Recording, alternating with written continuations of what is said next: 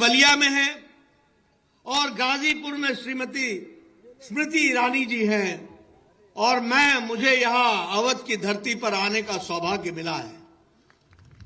यानी सारे प्रदेश में जन विश्वास यात्रा ये 6 स्थानों से प्रारंभ होकर 403 विधानसभाओं में होकर लगभग 4 करोड़ नागरिकों के साथ सीधा संपर्क करते हुए जनता का विश्वास प्राप्त करेगी इस जन विश्वास यात्रा के माध्यम से। मित्रों, ये जन विश्वास यात्रा लोगों के बीच में जाना, अपना रिपोर्ट कार्ड दिखाना, ये जनता के बीच में जाना, लोगों का विश्वास लेना, जो कहा था वो करके दिखाना, ये संस्कृति अगर किसी ने पैदा की है तो भारत के यशस्वी प्रधानमंत्री नरेंद्र मोदी जी ने पैदा करके दी है। इस बात को हमको समझना चाहिए। मित्रों, हम समर्पित भाव से लोगों की सेवा करते हैं। सबका साथ, अभी पंकज जी कह रहे थे, कौशल जी कह रहे थे, सबका साथ, सबका विकास, सबका विश्वास, ये संभव है तो सिर्फ भारतीय जनता पार्टी के ही नेतृत्व में संभव है। बाकी और पार्टियों में कभी संभव नहीं है। ऊपर से उठा करके देखो, जम्मू कश्मीर से शुरू करो, हर पार्टी वंशवाद, जातिवाद, भाई भतीजावाद, परिवारवाद से ग्रसित हो चुकी है। आप शुरू करो नेशनल कॉन्फ्रेंस, परिवारवाद की पार्टी, पीडीपी, परिवारवाद की पार्टी, हरियाणा में आओ, परिवारवाद की पार्टी, साउथ में जाओ, परिवारवाद की पार्टी, बंगाल में जाओ, परिवारवाद की पार्टी, उत्तर प्रदेश आओ तो परिवारवाद की पार्टी। मेरा बबुआ, बाकी कोई नहीं और कोई नहीं। ये परिवारवाद की पार्टियां हैं और हम सबका साथ, सबका विकास, सबका विश्वास ये लेकर के चलते हैं। बाकी पार्टियां वोट बैंक की राजनीति करती हैं। ये फलानी जाति, इसको जोड़ लो, इसको तोड़ लो, इस धर्म को जोड़ लो, इसको तोड़ लो। ये मोदी जी हैं जिन्होंने भारत की योजनाएं, यहां बैठे भारत सरकार के मंत्री, सारी योजनाएं एक ही बात को इंगित करती है, सबका साथ, सबका विकास, सबका विश्वास और सबका प्रयास। इस बात को हमको समझना चाहिए। आयुष्मान भारत, क्या यह किसी जाति को है? सौभाग्य योजना किसी जाति को है? उज्ज्वला योजना किसी एक जाति या धर्म को है? कोई भी योजना उठा करके देख लीजिए, ये गरीब के लिए है, पिछड़े के लिए है, दलित के लिए है, वंचित के लिए है, पीड़ित के लिए है, जो छूट गया है उसको मजबूती करने के लिए ये योजनाएं हैं और उनको आगे बढ़ाने के लिए योजनाएं हैं। इसको हमको समझना चाहिए।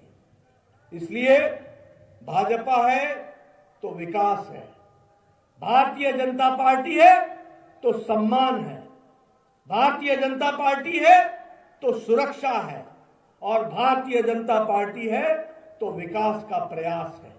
यह हमको समझना चाहिए।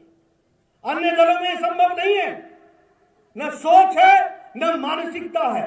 यह बात हमको स्पष्ट समझ लेना चाहिए। और हमारे विश्वास का आधार क्या है? हम कह रहे हैं जन विश्वास यात्रा, इसका आधार क्या है? अब चुनाव आएंगे, हर व्यक्ति अपने अपने तरीके से नारे लगाएगा, लुभाने बातें कहेगा, नए नए नारे देगा। जनता के पास क्या आधार है कि वो कह सके कि यह जो कह रहे हैं वो सच है? इसका एक ही आधार है, वो आधार है कि किस राजनीतिक दल ने पीछे क्या किया है, वही तय करेगा कि वह आगे क्या करने वाला है। इस बात को समझना चाहिए। और हम गौरव के साथ कह सकते हैं कि भारतीय जनता पार्टी ने जो कहा है वो करके दिखाया है। इस बात को हमको समझना चाहिए। यही हमारे विश्वास का आधार है। आजकल लोग नए नए लुभावने नारे लेकर के आ रहे हैं। क्या हम सपा का कुशासन भूल गए क्या? क्या आप माइनिंग के माफिया को भूल गए क्या? बताओ, समाजवादी पार्टी में माइनिंग का माफिया था कि नहीं था? खनन का माफिया था कि नहीं था? गुंडे घूमा करते थे कि नहीं घूमा करते थे? जेल, उनको जेल भेजने का काम योगी जी ने किया कि नहीं किया? और उत्तर प्रदेश छोड़ करके जाने वाले, जो यहां से छोड़ करके चले गए, उनको भेजने का काम योगी जी ने किया कि नहीं किया? सफाई कर दी कि नहीं कर दी? ये सफाई सुशासन से आई, योगी जी के कारण आई। इस बात को हमको समझना चाहिए और इसलिए अपनी सारी जन विश्वास यात्रा में इन सारे मुद्दों को जनता के सामने रखने की आवश्यकता है। आप बताइए, सीएजी ने यूटिलाइजेशन सर्टिफिकेट के बारे में नोटिस भेजा था अखिलेश को कि नहीं? 97,000 करोड़ रुपए इसकी यूटिलाइजेशन सर्टिफिकेट ही देना भूल गए थे। यह था कुशासन का आलम। और सीबीआई ने गोमती रिवर फ्रंट पर 16,000 करोड़ रुपए के गबन का एफआईआर लॉन्च किया था कि नहीं किया था? किया था कि नहीं किया था? तो भ्रष्टाचार, अनाचार, दुराचार, इसका पर्यायवाची समाजवादी पार्टी, ये इसके पर्यायवाची है। लैपटॉप देने लगे बच्चों को तो उसमें भी 14 लाख की खरीदारी हुई और बटा सिर्फ 6 लाख। पता नहीं बाकी सब कहां गया।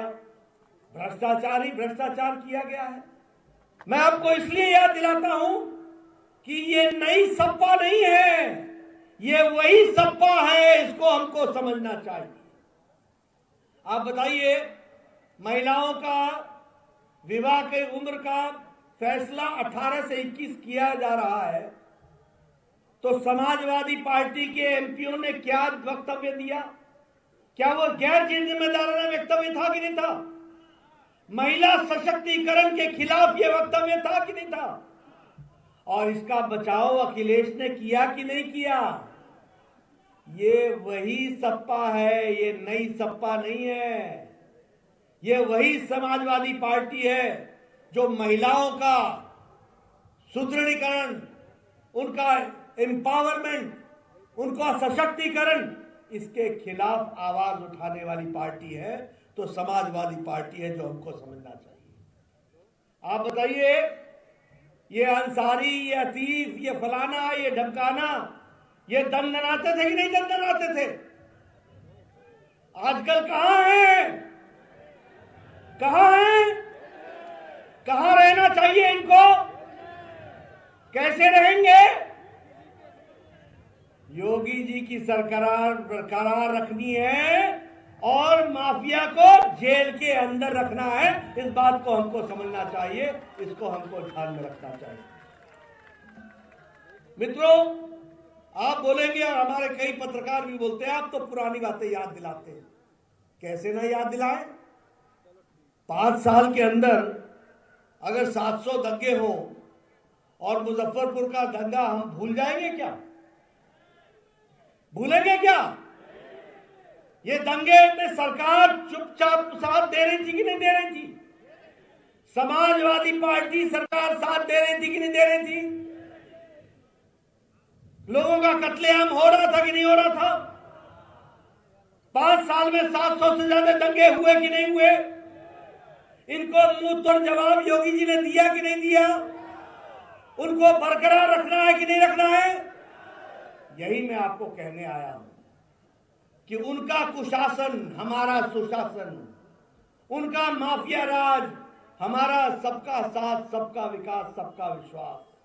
ये बात जन जन तक पहुंचाने की जरूरत है। मित्रों, आप सबको जानकर के आश्चर्य होगा कि एक पूर्व मुख्यमंत्री जो आज चुनाव लड़ रहे हैं, अखिलेश जी, इन्होंने 15 टेररिस्टों के खिलाफ, आतंकवादियों के खिलाफ 15 के खिलाफ केस वापस लिए थे। पत्रकार भाई मेरी बात नोट कर लेना, 15 आतंकवादियों के खिलाफ केस वापस लिए। बाद में कोर्ट में फिर से केस चला, 4 को फांसी की सजा हुई और बाकी सबको आजीवन कारावास हुआ। आजीवन कारावास हुआ। ये रक्षक थे कि भक्षक थे? ये रक्षा करने के लिए आए थे या जनता का विश्वास को बख्शने के लिए आए थे? ये भक्षक हैं, इनको घर में आराम दो और योगी जी को काम दो, इस बात की हमको चिंता करनी चाहिए। ये मैं आपसे बोलने आया हूं। मित्रों, मैं बहुत लंबी कहानी कह सकता हूं, लेकिन यात्रा को प्रारंभ होना, इसलिए मैं आपका ज्यादा समय नहीं लूंगा। लेकिन मैं ये जरूर कह सकता हूं कि ये ईमानदार सरकार है योगी जी की, और दमदार सरकार है, और सोच साफ है। और जो पुराने मुख्यमंत्री थे उनसे जनता त्रस्त थी और नेता मस्त थे, यह भी आपको स्पष्ट होना चाहिए। आज परिवर्तन आ चुका है। अगर विचारधारा की बात करें तो चाहे धारा 370 हो, हम कोई सत्ता में उपयोग करने के लिए और उपभोग करने के लिए नहीं आए। कुर्सी पर बैठने के लिए बीजेपी के कमल के निशान को जिताने नहीं आए हैं। भारत को मजबूत करने आए हैं, उत्तर प्रदेश को मजबूत करने आए हैं, एक एक व्यक्ति को मजबूत करने आए हैं। इस बात को हमको समझना चाहिए। बताओ, 70 साल से आप धारा 370 को हटाना चाहते थे कि नहीं हटाना चाहते थे?